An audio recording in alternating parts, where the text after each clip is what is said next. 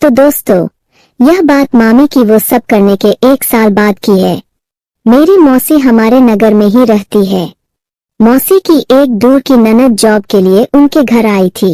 वह रोज अपनी जॉब पर जाती थी और कभी कभी जब उनकी छुट्टी होती थी तो मेरी मौसी उनको हमारे घर ले आती थी घुमाने के लिए। तो ऐसे ही एक दिन मेरी मौसी और उनकी ननद हमारे घर आई हुई थी और मैं कॉलेज गया हुआ था।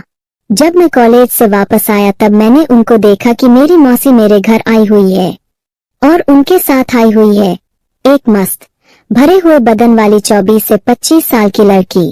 उसकी लंबाई ज्यादा नहीं थी, वह मेरे कंधे तक ही आ पा रही थी, पर उनके बड़े 32 के साइज देखकर मेरे मुंह से लार टपक रही थी। उसने काले रंग का सूट पहन रखा था जिसमें वो कयामत से कम नहीं लग रही थी। मैंने घर पहुंचते ही सबको नमस्ते की और फिर पूछा कि ये कौन है, पहले तो कभी नहीं देखा। तब मौसी ने बताया कि ये सोनी है, उनकी दूर की ननद, और यहाँ जॉब के सिलसिले से आई है और एक कंपनी में जॉब करती है। मैंने उससे हाय हेलो की, फिर अपने कपड़े बदले और खाना खाया। फिर सब लोग बातें करने लगे। मैं भी वहीं बैठ के सबकी बातें सुनने लगा और मैं चोरी चोरी सोनी को भी देख रहा था। उसके उन दोनों को मैं आंखें फाड़ फाड़ कर देख रहा था। मेरी ये हरकत शायद सोनी ने देख भी ली थी।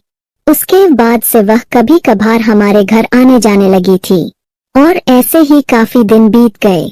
नए साल वाले दिन सबकी छुट्टी थी तो मौसी, सोनी, मेरी बहन की सहेली और कुछ मिलने जुलने वाले मेरे घर आए थे। फिर हम शाम के वक्त घूमने का प्लान बनाया। न्यू ईयर है, कहीं घूम कर आते हैं। मौसी अपने घर चली गई तो मम्मी, मेरी बहन, उसकी एक सहेली, सोनी और मैं और मेरी बुआ जी का लड़का हम सब बाहर घूमने गए। घर लौटते वक्त अंधेरा हो गया था। मेरी बुआ जी का लड़का अपने रूम पर चला गया था क्योंकि वो भी वही जॉब करता था तो उसने अलग रूम ले रखा था और हम सब घर आ गए। मेरी बहन की सहेली भी अपने घर चली गई। अब रात को मौसी का फोन आया मेरे पास कि सोनी को ले छोड़ दे।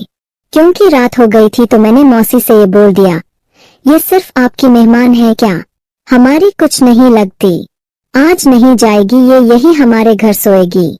तो उस बात पर मौसी ने कहा ठीक है, वही रुक जाएगी, ये इसका मन है। तो नए साल की रात को सोनी हमारे घर पर ही सोने वाली थी।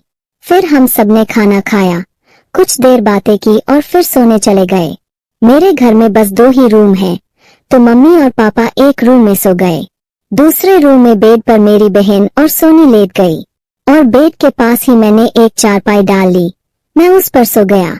सो क्या गया, मेरी आंखों में तो नींद ही नहीं थी क्योंकि एक मस्त भरे हुए बदन की लड़की बिल्कुल मेरी बगल में सो रही थी। सर्दियों के दिन थे तो मैंने भी रजाई ओढ़ रखी थी और उसने भी। रात के कुछ 1 बजे मेरा हाथ जब नींद में रजाई से बाहर निकला तो वो किसी चीज से टकरा गया और मेरी आंख खुल गई। मैंने रजाई हटाकर देखा तो वो सोनी का हाथ था। अब मेरी आंखों से नींद बिल्कुल उड़ चुकी थी। मेरे दिमाग में बस सोनी के मस्त वो दोनों आ रही थी। मैंने देर ना करते हुए सोनी के हाथ को धीरे धीरे सहलाना शुरू कर दिया। वह शायद अभी तक सो ही रही थी तो जब सोनी की तरफ से कोई हरकत नहीं हुई तो मैंने अपना हाथ बढ़ाकर सोनी की रजाई में अपना हाथ डाल दिया और हाथ सीधा उसके चेहरे पर ले गया और धीरे धीरे उसके सारे अंग को छूना और सहलाना चालू कर दिया। मैंने पहले उसके गाल छुए, फिर उसकी आंखें, फिर उसकी नाक, फिर उसके होठों को छुआ। मुझे ऐसा करने पर बहुत मजा आ रहा था और मेरा वो अब आकार लेने लगा था। फिर मैंने उसकी गर्दन पर अपना हाथ रखा और सहलाना शुरू कर दिया।